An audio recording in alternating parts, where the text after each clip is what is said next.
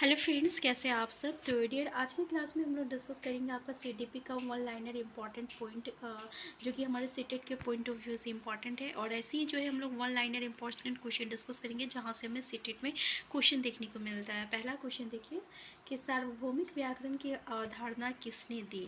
Who gave the concept of universal grammar और generative grammar और transformative grammar. देखिए, universal grammar, generative grammar और transformative grammar एक ही चीज़ है।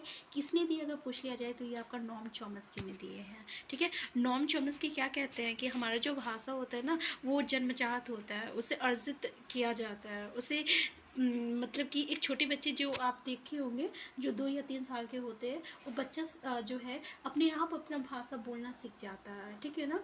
तो ये कौन कहता है, ये हमारा नॉम चॉम्स्की कहते हैं। नेक्स्ट है LAD।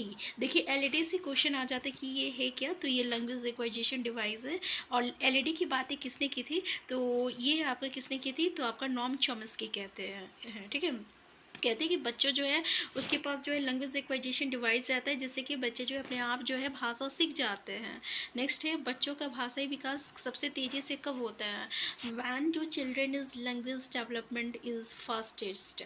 तो देखिए, 2 से 6 साल के जो बच्चे होते हैं ना, उनकी में लैंग्वेज भाषा बहुत ही तेज़ी से होता है। 6 साल की उम्र तक वो हर चीज़ बोलना सीख जाता है। जितने भी हार्ड से हार्ड वर्ड अगर आप कह दीजिएगा ना, तो वो सीख जाता है।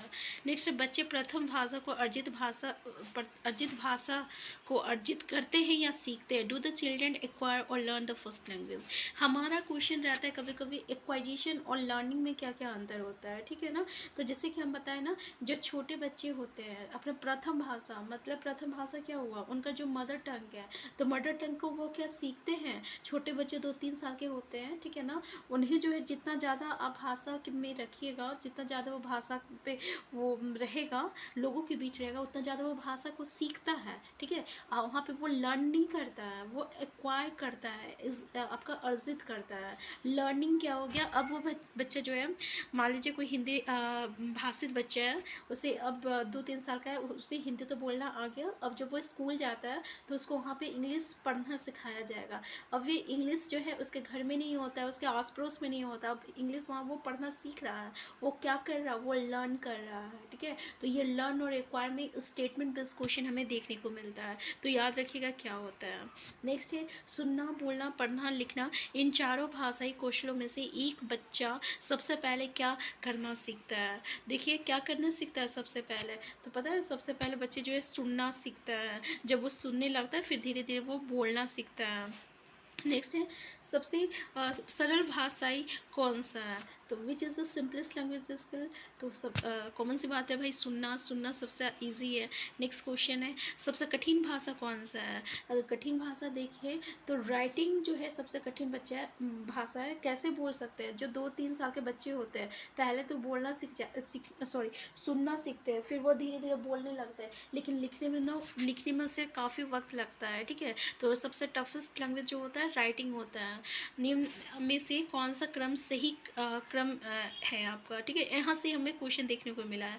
जैसे देखिए, लिखना, पढ़ना, बोलना, सुनना, तो सबसे पहले तो लिखना सीखेगा ना, इसलिए काट देते हैं इसको हम लोग। ठीक है, नेक्स्ट स्टेटमेंट में क्या बोल रहा कि आपका पढ़ना सीखना, अब सबसे पहले तो पढ़ना भी नहीं सीखेगा, ये भी काट देते हैं। तीसरा क्या बोल रहा, सुनना। हाँ, अब सुनना, बोलना, लिखना, पढ़ना हम लोग कह सकते हैं। फिर यहाँ पे है आपका सुनना, बोलना, पढ़ना और लिखना। तो बताइए आंसर क्या होगा, इसका आंसर क्या हो जाएगा।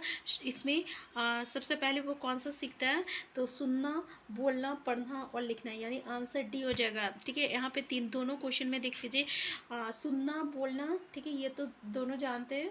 पहले वो पढ़ना सीखेगा फिर लिखना सीखेगा, आंसर डी होगा। जैसे आप ABCD उसको पढ़ाओगे तभी तो वो लिखेगा ना, इसलिए पहले पढ़ना फिर लिखना, डायरेक्ट लिखने नहीं लगता है, तो आंसर डी हो जाएगा। नेक्स्ट क्वेश्चन है आपका कि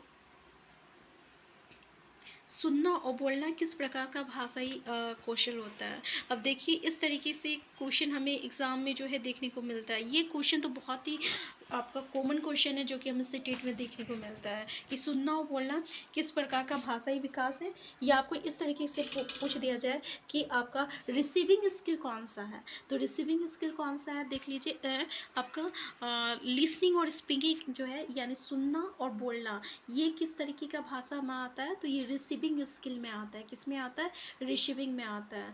लिसनिंग स्पीकिंग रिसीविंग में आता है। प्रोडक्टिव में क्या हो जाएगा? तो आपका रीडिंग और राइटिंग हो जाएगा। ठीक है, रीडिंग और राइटिंग किस में हो जाएगा? प्रोडक्टिव। अब तो सुने होंगे ना, रिसीविंग स्किल और प्रोडक्टिव स्किल दोनों में से क्वेश्चन आता है, तो याद रखिएगा क्वेश्चन दोनों तरीके से पूछ लिया जाएगा कि लिसनिंग और स्पीकिंग कौन सा लैंग्वेज स्किल है, या फिर आपका रिसीविंग स्किल में कौन सा लैंग्वेज आता है, कौन सा मतलब कि भाषाई कौशल होता है। जैसे कि लिसनिंग स्पीकिंग जो है रिसीविंग स्किल है, तो प्रोडक्टिव स्किल में क्या हो जाएगा? आपका रीडिंग और राइटिंग हो जाएगा।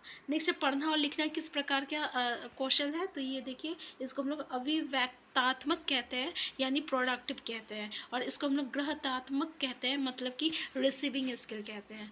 तो ऐसी जो है हम लोग ऐसे इंपॉर्टेंट एक एक पॉइंट को हम लेके आएंगे जो कि हमारे सीटेट के पॉइंट ऑफ व्यू से, जहाँ से हमें क्वेश्चन देखने को सीडीपी से मिला है। ठीक है, तो वहाँ पे आपको लर्न करने में ईजी हो जाएगा। जितने भी चैप्टर है हमारा, सारा चैप्टर का वन लाइनर इंपॉर्टेंट क्वेश्चन जो कि हमारे सीटेट के पॉइंट ऑफ व्यू से है, वैसे क्वेश्चन हम लोग ऐसे ही डिस्कस करेंगे। हम फिर मिलते हैं नेक्स्ट क्लास में। चैनल में नए हैं, चैनल को सब्सक्राइब कर लीजिएगा। Thank you.